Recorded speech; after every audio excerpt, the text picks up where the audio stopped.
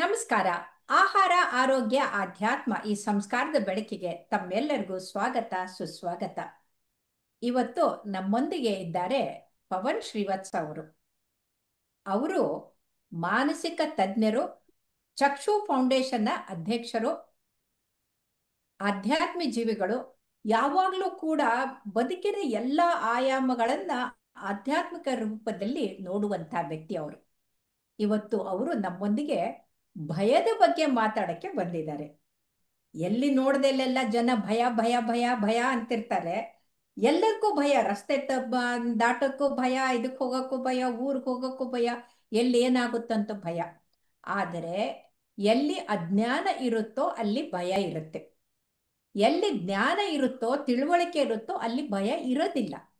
ಇದನ್ನ ಸ್ವತಃ ಶಿವನೇ ಆದಂತ ಜ್ಞಾನದ ಸಾಗರವಾದಂತ ಶಿವ, ಈಸ್ ಅ ಫೌಂಡೇಶನ್. ಅವರು ತನ್ನ ಮಗನಿಗೆ ಹೇಳ್ಕೊಡ್ಬೇಕಾದ್ರೆ ಯಕ್ಷನ ರೂಪದಲ್ಲಿ ಬರ್ತಾರೆ. ಅವರು ತಾನೇ ಅಪ್ಪನಾಗಿ ಬಂದು ಹೇಳಕ್ ಹೋಗಲ್ಲ. ಅಪ್ಪ ಹೇಳಕ್ ಬಂದ್ಬಿಟ್ರೆ ಮಕ್ಕಳು ಕಲಿಯೋದಿಲ್ಲ, ತುಂಟಾಟ ಮಾಡ್ತಾರೆ, ಏಟ್ ತಿಂತಾರೆ. ಆದ್ರೆ ಶಿವ ಯಕ್ಷನ ರೂಪದಲ್ಲಿ ಬಂದು ಮಗನಿಗೆ ಪ್ರಶ್ನೆಗಳನ್ನ ಕೇಳ್ತಾರೆ. ಅದರಲ್ಲಿ ಮೊದಲೇ ಪ್ರಶ್ನೆ ಯಾವುದು ಅಂತಂದ್ರೆ, ಮಗು, ನಿನ್ನ ಬದುಕಿನಲ್ಲಿ ಜೀವನದುದ್ದಕ್ಕೂ ನಿನ್ನ ಜೊತೆಗೆ ಸದಾ ಇರಬೇಕಾದಂಥ ಸಂಗಾತಿ ಯಾರು ಅಂತ ಕೇಳ್ತಾರೆ. ನಮ್ಮ ಬದುಕಿನಲ್ಲೇ ನಾವು ಹುಟ್ಟಿನಿಂದ ಸಾಯೋವರೆಗೂ ಇಡೀ ಜೀವನದುದ್ದಕ್ಕೂ ನಮ್ಮ ಜೊತೆಗೆ ಇರಬೇಕಾಗಿರೋ ಸಂಗಾತಿ ಯಾರು ಅಂತಂದ್ರೆ ಧೈರ್ಯ. ಎಲ್ಲಿ ಧೈರ್ಯ ಇರುತ್ತೋ ಧೈರ್ಯಂ ಸರ್ವತ್ರ ಸಾಧತೆ ಅಂತೇವಿ. ಯಾಕಂದ್ರೆ ಧೈರ್ಯ ಇದ್ದಲ್ಲಿ ಬದುಕು. ಧೈರ್ಯ ಕಳ್ಕೊಂಡ್ಬಿಟ್ರೆ ನಾವೇನು ಮಾಡಕ್ಕಾಗೋದಿಲ್ಲ. ಎದುರುಗಡೆ ಸಮಸ್ಯೆಯನ್ನ ನಾವು ಸೆಣಸಾಕು ಆಡಲ್ಲ, ಅದನ್ನೇನು ಮಾಡಕ್ಕಾಗಲ್ಲ. ಹಾಗಾಗಿ ನೀವು ಶಿವನ ಯಾವುದೇ ಸ್ವರೂಪಗಳನ್ನ ತಗೊಳ್ಳಿ, ಕಾಲಭೈರವ ತಗೊಳ್ಳಿ, ವೀರಭದ್ರನ ತಗೊಳ್ಳಿ, ಹನುಮಂತನ ತಗೊಳ್ಳಿ, ಎಲ್ಲರೂ ಕೂಡ ಧೈರ್ಯಶಾಲಿಗಳು, ಶಕ್ತಿಶಾಲಿಗಳು. ಆದರೆ ಭಕ್ತಿ, ನಯ, ವಿನಯ ಎಲ್ಲವೂ ಅವರಲ್ಲಿ ಇತ್ತು. ಹಾಗಾಗಿ ನಮ್ಮಲ್ಲಿ ಭಯ ಬಿಟ್ಟು ಭಕ್ತಿ ಬರಬೇಕು ಅಂತಂದ್ರೆ ನಾವು ಆಧ್ಯಾತ್ಮ ಜೀವಿಗಳು ಆಗ್ಬೇಕು, ವೈಜ್ಞಾನಿಕವಾಗಿ ಏನು ಅನ್ನೋದನ್ನು ಕೂಡ ಅರ್ಥಕೊಳ್ಬೇಕು. ಹಾಗಾಗಿ ಬನ್ನಿ, ನಮ್ಮೊಂದಿಗೆ ಶ್ರೀವತ್ಸ ಇದ್ದಾರೆ. ಶ್ರೀವತ್ಸ ಅವರೇ, ಈ ಭಯ ಅಂದ್ರೆ ಏನು? ಯಾವ ತರದ ಭಯಗಳಿದೆ? ಎಷ್ಟು ತರದ ಭಯಗಳಿದೆ? ಆ ಭಯಗಳು ಅದೇನು ಮಾನಸಿಕ ಕಾಯಿಲೆನೋ, ಅಥವಾ ಅವರು ಮಕ್ಕಳಿದ್ದಾಗ ಅವ್ರಿಗಾದಂಥ ಆಘಾತದಿಂದ ಒಂದು ಅದನ್ನ ಬೆಳೆಸ್ಕೊಂಡು ಬಂದಿರ್ತಾರೋ ಏನು ಅಂತ ತಿಳಿಸಿ ದಯವಿಟ್ಟು. ಭಯ ಮನುಷ್ಯ ಹುಟ್ಟದಾಗಿನಿಂದಾನೇ ಇರುವಂತಹ ಒಂದು ಭಾವನೆ.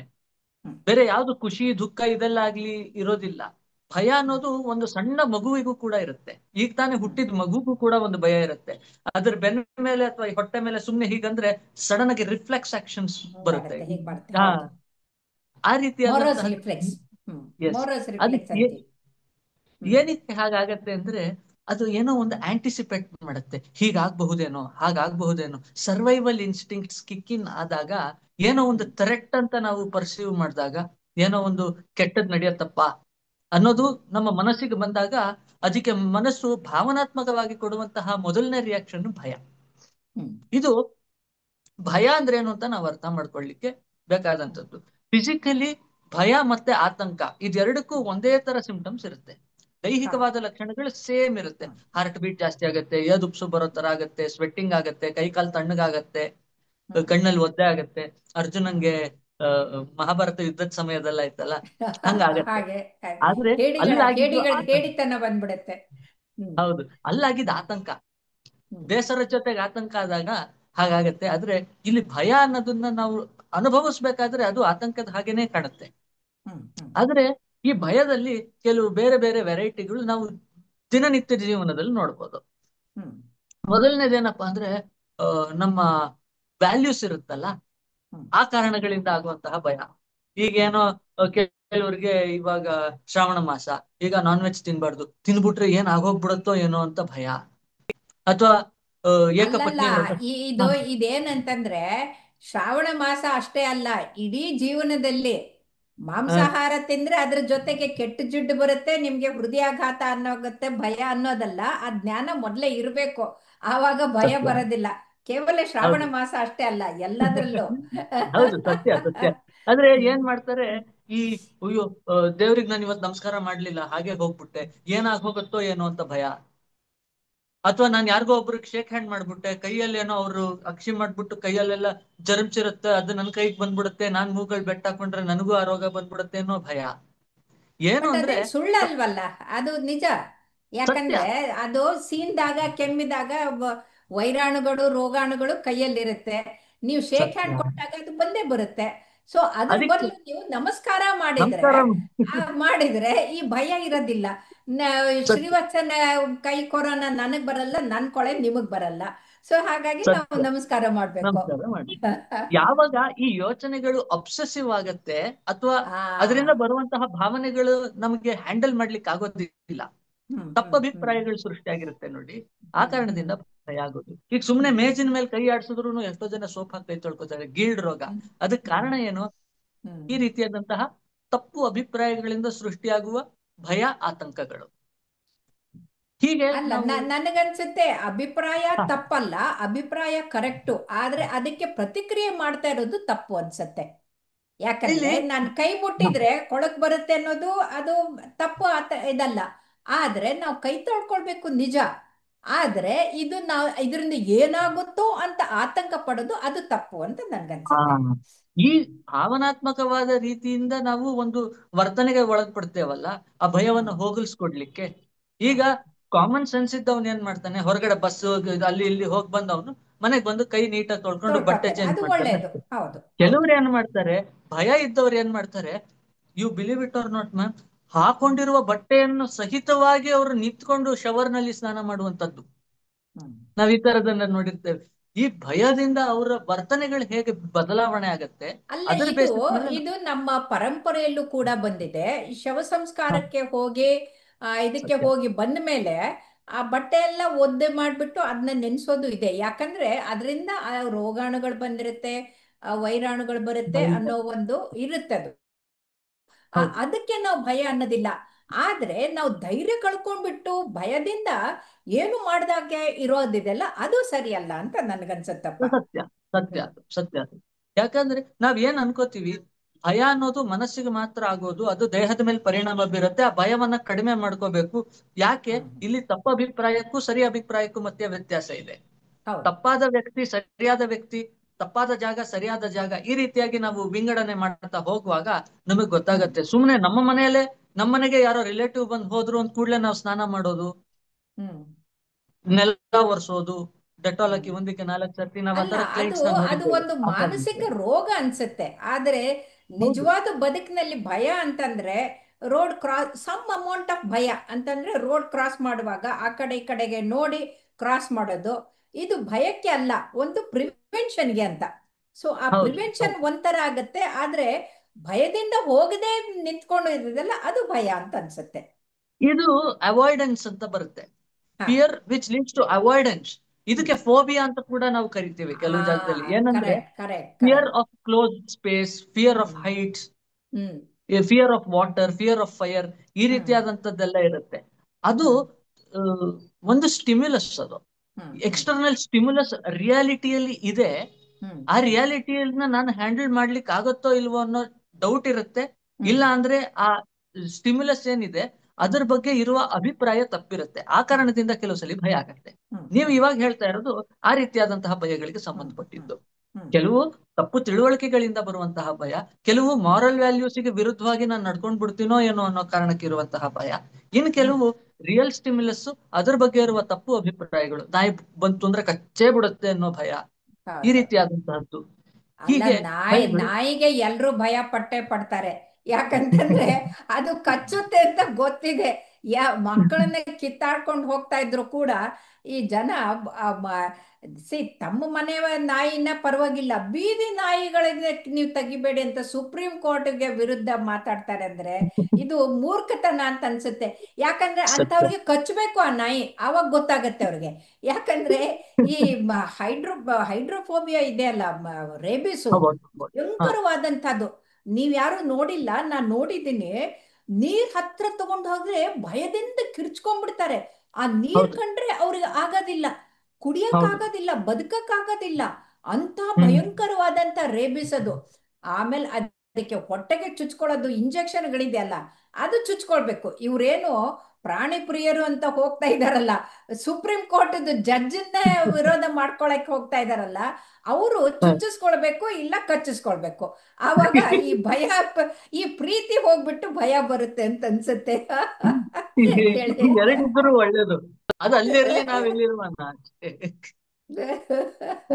ಹೀಗೆ ಭಯ ಅನ್ನೋ ವಿಚಾರಕ್ಕೆ ಬಂದಾಗ ಈ ರೀತಿಯಾದಂತಹದ್ದು ಸುಮಾರಷ್ಟಿದ್ದಾವೆ.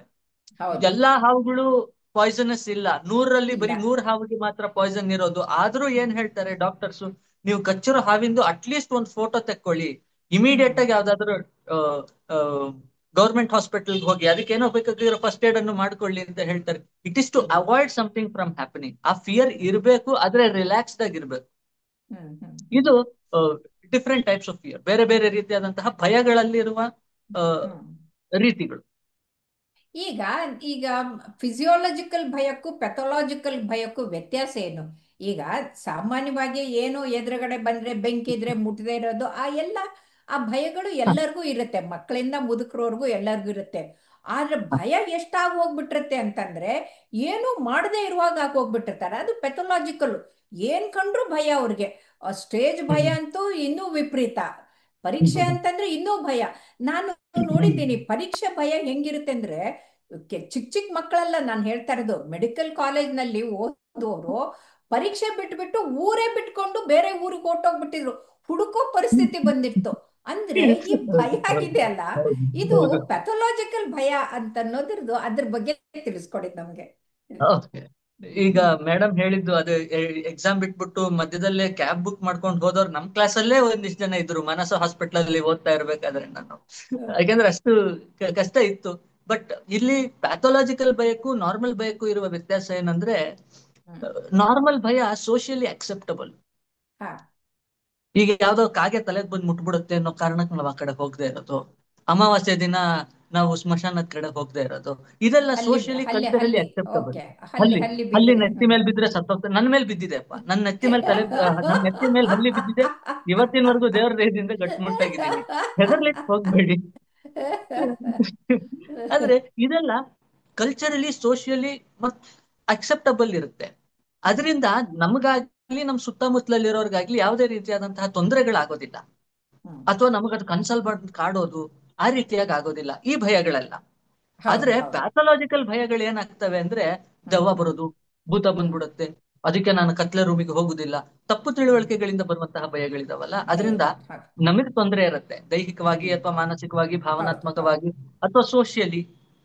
ಅಥವಾ ಅದನ್ನ ಅವಾಯ್ಡ್ ಮಾಡ್ಬೇಕು ಅನ್ನೋ ಕಾರಣಕ್ಕೋಸ್ಕರ ನಾವು ಬೇರೆ ಏನಕ್ಕೋ ನಮ್ಮನ್ನ ನಾವು ಅನ್ಹೆಲ್ದಿ ಕೋಪಿಂಗ್ ಸ್ಟ್ರಾಟಜೀಸ್ ಅನ್ನ ಮಾಡೋದು ನಮಗೆ ತೊಂದರೆ ಆಗ್ತದೆ, ಇಲ್ಲಾಂದ್ರೆ ನಮ್ಮಿಂದ ಬೇರೆಯವರಿಗೆ ತೊಂದರೆ ಆಗತ್ತೆ.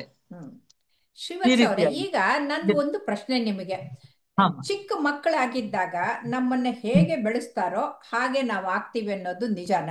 ಯಾಕಂತಂದ್ರೆ ಶಿವಾಜಿನ ತಾಯಿ ಅವನಿಗೆ ಧೈರ್ಯ ಹೇಳ್ಕೊಟ್ರು, ಶಿವ ತನ್ನ ಮಗನಿಗೆ ಹೇಳ್ಕೊಟ್ಟು ಅವನು ದೇವತೆಗಳ ಸೇನಾಪತಿ ಆದ. ಈಗ ನಮ್ಮಪ್ಪ ನನಗೆ ಧೈರ್ಯ ಹೇಳ್ಕೊಟ್ಟಿರೋದ್ರಿಂದ ಯಾವತ್ತೂ ಭಯ ಅನ್ನೋದೇ ಇಲ್ಲ, ನನ್ನ ಜೀವನದಲ್ಲಿ ಇಲ್ಲಿವರೆಗೂ ಭಯ ಪಟ್ಟಿಲ್ಲ. ಆದ್ರೆ ಏನಾಗುತ್ತೆ, ಅಲ್ಲಿ ನೋಡು ಗುಮ್ಮ ಬಂತು, ಅಲ್ಲಿ ನೋಡು ಇದು ಬರುತ್ತೆ, ನೋಡು ತಿಂತೀಯೋ ಇಲ್ವೋ, ನಿನಗೆ ಇದು ಬರುತ್ತೆ ಅಂತ ಈ ತರ ಪೇರೆಂಟಿಂಗ್ ಮಾಡಿ ಆ ಮಕ್ಕಳಲ್ಲಿ ಭಯದ ಸ್ವಭಾವವನ್ನ ಬೆಳೆಸುವಂತ ಆ ತಂದೆ ತಾಯಿಗಳು ಎಲ್ಲೋ ಒಂದ್ ಕಡೆ ತಪ್ಪು ಮಾಡ್ತಾರೆ ಅಂತ ಅನ್ಸುತ್ತಾ ನಿಮಗೆ? ಖಂಡಿತ ಖಂಡಿತ, 100% ಸತ್ಯ ಇದು. ಆದ್ರೆ ಇಲ್ಲಿ ಭಯವನ್ನ ಇಂಡ್ಯೂಸ್ ಮಾಡ್ತಿರುವ ರೀತಿ ಸರಿಗಿಲ್ಲ. ಮಕ್ಕಳು ಊಟ ಮಾಡ್ಲಿಲ್ಲ ಅಂದ್ರೆ ಗುಮ್ಮ ಬರುತ್ತೆ, ಪೊಲೀಸ್ ಬಂದು ಹಿಡ್ಕೊಂಡು ಹೋಗ್ತಾನೆ, ಊಟ ಮಾಡು, ಈ ರೀತಿಯಾದಂತಹ ಭಯದ ಬದಲು ನೀ ತಿನ್ಲಿಲ್ಲ ಅಂದ್ರೆ ನಿನಗೇನಾಗತ್ತೆ ಆ ಸತ್ಯವನ್ನ ಹೇಳಿ ಭಯ ಪಡಿಸೋದಕ್ಕಿಂತ ಅದು ವಾಸಿ. ಸುಳ್ಳು ಹೇಳ್ಬಿಟ್ಟು ಭಯ ಪಡಿಸೋದು ದಯವಿಟ್ಟು ಬೇಡ. ಈಗ ನೀವು ಸತ್ಯ ಹೇಳಿದ್ದಕ್ಕೆ ನೆನಪಾಯ್ತು ನನಗೆ, ಅಮೇರಿಕಾನಲ್ಲಿ 70 ವರ್ಷದ ಹಿಂದೆ ಹೇಳ್ತಾ ಇದ್ರಂತೆ ತಾಯಂದ್ರು, ಊಟ ಮಾಡದೇ ಇದ್ರೆ ನೋಡು, ಅಲ್ಲಿ ಊಟ ಇಲ್ದೇನೆ ಒದ್ದಾಡ್ತಾ ಇದಾರಲ್ಲ ಭಾರತದವರು, ಅವರು ಬಂದ್ಬಿಟ್ಟು ನಿಮಗೆ ಊಟ ಇಲ್ದಂಗ್ ಮಾಡ್ತಾರೆ, ನಿಮ್ಮ ಮೇಲೆ ಆಳ್ಕೆ ಮಾಡ್ತಾರೆ ಅಂತ ಭಯ ಪಡಿಸ್ತಾ ಇದ್ರಂತೆ. ಇವತ್ತಿಗೆ ಎಲ್ಲಾ ಸಿಇಒಗಳು ಭಾರತದವರೇ ಎಲ್ಲ ಆಗೋಗ್ಬಿಟ್ಟಿದ್ದಾರೆ. ಅಂದ್ರೆ ಹೊಟ್ಟೆಗೆ ಇಲ್ಲದೆ ಇರೋದು ಕೂಡ ಒಂದು ತಿರುದು ಅದು ಇನ್ಸ್ಪಿರೇಷನ್ ಕೊಡುತ್ತೆ ನಾವು ಮುಂದೆ ಹೋಗ್ಬೇಕು ಅಂತ. ಆದ್ರೆ ಈ ಭಯ ಅನ್ನೋದು ಬಂದ್ರೆ ನಾವೇನೂ ಮಾಡಕ್ ಆಗೋದಿಲ್ಲ. ಯಾವ ಸಾಧನೆನೂ ಮಾಡೋಕ್ಕಾಗೋದಿಲ್ಲ ಅಂತ. ಹ್ಮ್. ಒಂದು ನಮ್ಮ ಸನಾತನ ಸಂಸ್ಕೃತಿಯಲ್ಲಿ ಆ, ಆ, ಒಂದು ವಿಚಾರ ಇದೆ, ಏನಂದ್ರೆ ಹ್ಮ್. ಈ ಹ್ಮ್. 7 ಬ್ಲಾಕ್ಸ್ ಇರುತ್ತೆ ಒಬ್ಬ ಮನುಷ್ಯನ ಜೀವನದಲ್ಲಿ. ಹ್ಮ್. 7 ಬ್ಲಾಕ್ಸ್ ಹ್ಮ್. ಇರುತ್ತೆ. ಆ 7 ಬ್ಲಾಕ್ ನಲ್ಲಿ ಒಂದು ಬ್ಲಾಕು ಈ ಭಯ ಅನ್ನೋದು. ಓ, ಓಕೆ. ಹ್ಮ್. ಭಯ ಅನ್ನೋದು ಇದು ಕುಂಡಲಿನಿ ಯೋಗದಲ್ಲಿ ಕೆಲವರಿಗೆ ಗೊತ್ತಿರುತ್ತೆ, ರಹಸ್ಯತಮ ವಿದ್ಯೆ ಅದು. ಹ್ಮ್. ಅದರಲ್ಲಿ ಹ್ಮ್. ಒಂದು ಭಯ. ಆ ಭಯದ ಹ್ಮ್. ಬಗ್ಗೆ ನಾವು ಆ ಭಯ ಇಲ್ಲದೆ ಜೀವನವನ್ನು ಮಾಡಬೇಕು ಅಂತ ಕೆಲವರು ಹೇಳ್ತಾರೆ. ಹ್ಮ್. ಆದ್ರೆ ಹ್ಮ್. ನಮ್ಮ ಸನಾತನ ಸಂಸ್ಕೃತಿಯಲ್ಲಿ ಏನ್ ಹೇಳ್ತಾರೆ ಅಂದ್ರೆ, ಹ್ಮ್. ನಿನಗೆ ಭಯ ಇರಬೇಕು, ಆದ್ರೆ ನಿನಗ್ ಭಯ ಇದೆ ಅನ್ನೋದು ನಿನಗ್ ಗೊತ್ತಿದ್ದು ಅದರಿಂದ ಹ್ಮ್. ನಿನಗ್ ಧೈರ್ಯ ಬರುತ್ತಲ್ಲ, ಅದು ಸರ್ವತ್ರ ಸಾಧನ. ಹೌದು, ಹೌದು, ನನ್ನ ಭಯ ಹೌದು. ಇದೆ, ನನಗಿದು, ನಾನು ಇದನ್ನ ಈ ರೀತಿ ಪರ್ಸೀವ್ ಮಾಡ್ತಿರೋದಕ್ಕೆ ಕಾರಣ ಭಯ. ಹ್ಮ್. ನನ್ನ ಅಭಿಪ್ರಾಯದಿಂದ ನನಗೆ ಭಯ ಬಂದಿರೋದು ಅನ್ನೋ ಒಂದು ಮೈಂಡ್ಫುಲ್ನೆಸ್ ಅವೇರ್ನೆಸ್ ಇತ್ತು ಅಂದ್ರೆ ಹಾ. ನಮಗೆ ಆ ಭಯವನ್ನ ಮೆಟ್ಟಿ ನಿಲ್ಲುವ ಸಾಮರ್ಥ್ಯ ಬರುತ್ತೆ. ಇದ್ ಭಯ ಇಲ್ಲ. ಇದಕ್ಕೆ ಹ, ಇದಕ್ಕೆ ಉದಾಹರಣೆ ಹೇಳ್ಬೇಕು ಅಂದ್ರೆ ಪರೀಕ್ಷೆ. ಈಗ ಹೌದು. ಪರೀಕ್ಷೆಯಲ್ಲಿ ಫೇಲ್ ಆಗ್ತೀನಿ ಅನ್ನೋ ಭಯ ಇದ್ರೆ ಮೊದ್ಲಿಂದ ಓದಕ್ ಶುರು ಮಾಡ್ತಾರೆ, ಪ್ರಿಪೇರ್ ಆಗ್ತಾರೆ, ಕ್ವಶನ್ ಆನ್ಸರ್ಸ್ ರೆಡಿ ಮಾಡ್ಕೊಳ್ತಾರೆ. ಇಲ್ಲಂದ್ರೆ ಪಲಾಯನ ಆಗ್ತಾರೆ. ಸೊ ಹಾಗಾಗಿ ಸತ್ಯ. ಸ್ವಲ್ಪ ಭಯದಿಂದ ಪಾಠವನ್ನು ಕಲಿಬೇಕು ಅಂತ ಹೌದು, ಅನ್ಸುತ್ತೆ. ಹೌದು, ಹೌದು. ಹೇಳಿ, ಈಗ ಹೇಳಿ. ಈ ಹ್ಮ್. ಈ ಭಯ ಅನ್ನೋ ವಿಚಾರಕ್ಕೆ ಬಂದಾಗ ನಾವು ಫೋಕಸ್ ಮಾಡ್ಬೇಕಾಗಿರೋದು ಭಯದ ಹ್ಮ್. ಹಿಂದೆ ಇರುವ, ಭಯವನ್ನ ನಾವು ಯಾವ ರೀತಿ ಎಕ್ಸ್ಪೀರಿಯನ್ಸ್ ಮಾಡ್ತಿದ್ದೀವಿ, ಅದ್ರ ಹಿಂದೆ ಇರೋ ಕಾರಣ ಏನು ಅಂತ. ಹ್ಮ್. ಹ್ಮ್. ಈಗ ನಾವು, ನಾನು ಓದಿರೋದು ನನಗೆ ನೆನಪಾಗುತ್ತೋ ಇಲ್ವೋ ಅಂದಾಗ ಮಾಕ್ ಟೆಸ್ಟ್ಗಳು ತಗೋಬೇಕು. ಈಗ ಹ್ಮ್. IAS IPS ಆಫೀಸರ್ ಇದಕ್ಕೆ ಬರ್ತಾರಲ್ಲ ಪ್ರಿಪರೇಷನ್ ಆಗೋರು, ನನ್ನ ಹತ್ರ ಕೌನ್ಸಿಲಿಂಗ್ ಬಂದಾಗ, ಸರ್ ನನಗೆ, ನಾನು ಪ್ರಿಲಿಮ್ಸ್ ಪಾಸ್ ಆಗ್ಬಿಟ್ಟಿದ್ದೀನಿ, ಮೇನ್ಸ್ ಹೆಂಗಾಗತ್ತೆ ಏನು ಗೊತ್ತಿಲ್ಲ ಸರ್, ಪ್ಲೀಸ್ ಪ್ಲೀಸ್ ಪ್ಲೀಸ್ ಹೆಂಗಾರ ಧೈರ್ಯ ಕೊಡಿ, ಧೈರ್ಯ ಕೊಡಿ. ಹೆದರಿಕೆ ಏನಕ್ಕೆ ಆಗ್ತಾ ಇರೋದು, ಭಯ ಏನಕ್ಕೆ ಪಡ್ತಾ ಇದ್ವಿ? ಅವ್ರು ಹೇಳ್ತಾರೆ, ಸರ್ ನೆನಪಾಗ್ಲಿಲ್ಲ ಅಂದ್ರೆ, ಮರ್ತ್ ಹೋಗ್ಬಿಟ್ರೆ, ಆ ಸ್ಪರ್ ಆಫ್ ದ ಮೊಮೆಂಟ್ ಅಲ್ಲಿ ನನಗೆ ಅದ್ ನೆನಪಾಗ್ಲಿಲ್ಲ ಅಂದ್ರೆ ಅನ್ನುವ ಆ ಭಯ ಇದೆಯಲ್ಲ, ಅದರಿಂದ ಅವ್ರಿಗೆ ಮರುವಾಗುವ ಸಾಧ್ಯತೆ ಜಾಸ್ತಿ ಇರುತ್ತೆ. ಹ್ಮ್. ಹ್ಮ್. ಹ್ಮ್. ಆಕ್ಸಿಲೇಟರ್ ಬದ್ರು ಬ್ರೇಕ್ ಒತ್ತುತ್ತಾರೆ, ಬ್ರೇಕ್ ಬದ್ರು ಆಕ್ಸಿಲೇಟರ್ ಒತ್ತುತ್ತಾರೆ ಅನ್ನೋ ರೀತಿಯಲ್ಲಿ ಆಗ್ತದೆ ಅದು. ಆ ಕಾರಣಕ್ಕೆ ಮಾಕ್ ಟೆಸ್ಟ್ ಅಟೆಂಡ್ ಆಗಿ, ಇವಾಗ ಎಷ್ಟೋ ಆರ್ಗನೈಸೇಷನ್ಸ್ ಅಲ್ಲಿ ಆ ಮಾಕ್ ಟೆಸ್ಟ್ ಗಳನ್ನ ಕೊಡ್ತಾರೆ. ಟೈಮ್ ಕನ್ಸ್ಟೆನ್ಸ್ ಇಷ್ಟೇ ಇರುತ್ತೆ, ಅದಕ್ಕೆ ವ್ಯಾಲಿಡಿಟಿ ಎವ್ಯಾಲ್ಯೂಯೇಷನ್ ಅವರೇ ಮಾಡಿ. ಈ ರೀತಿಯಾಗಿ ನಾವು ಪ್ರಿಪೇರ್ ಆಗ್ಬೇಕು to hmm. Expose our self gradually ಹೌದು, ಟು ದ ಹೌದು. Real situation. ಈ ರೀತಿಯಾಗಿ ನಾವು ಎಕ್ಸ್ಪೋಸ್ ನಿಜ ಆಗ್ಬೇಕು. ಹೇಳ್ಬೇಕಂದ್ರೆ ನಾನ್ 40 ವರ್ಷ ಡ್ರೈವಿಂಗ್ ಮಾಡಿದ್ದೀನಿ. ಯಾವತ್ತು ಹ. ಕ್ಲಚ್ ಒತ್ತೋದ್ರ ಬದಲು ಬ್ರೇಕು, ಬ್ರೇಕ್ ಒತ್ತೋದ್ ಬದಲು ಕ್ಲಚ್ ಒತ್ತಿಲ್ಲ. ಆದ್ರೆ ನಮ್ಮ ಯಜಮಾನ್ರು ನನ್ನ ಪಕ್ಕಕ್ಕೆ ಕೂತ್ಕೊಂಡವರು ಅಯ್ಯೋ ಅಯ್ಯೋ ಅಯ್ಯೋ ಅಂತ, ನನ್ಗೆ ಇಲ್ಲಿ ಒತ್ತಿ ಒತ್ತಿ ಕಾಲ್ ನೋಯ್ತಾ ಇದೆ ಅಂತ. ಏನು ಅಂತಂದ್ರೆ ಅವ್ರು ಬ್ರೇಕ್ ಒತ್ತಾ ಇದ್ರು. ಹಾಗಾಗಿ ಸೊ ಹಾಗಾಗಿ ನಮ್ಮ ಹಂಗೆ ಮಾಡುದು. ಭಯ ಇದ್ದವ್ರಿಗೆ ಎಲ್ಲಾನು ಭಯ ಇರುತ್ತೆ. ಬಹಳ ಹೌದು. ಚೆನ್ನಾಗಿ, ತುಂಬಾ ರಸವತ್ತಾಗಿ ನೀವು ಭಯದ ಬಗ್ಗೆ ಹೇಳ್ಕೊಟ್ಟಿದ್ದೀರಿ. ಧನ್ಯವಾದಗಳು. ನಮಸ್ಕಾರ. ನಮಸ್ಕಾರ, ನಮಸ್ಕಾರ.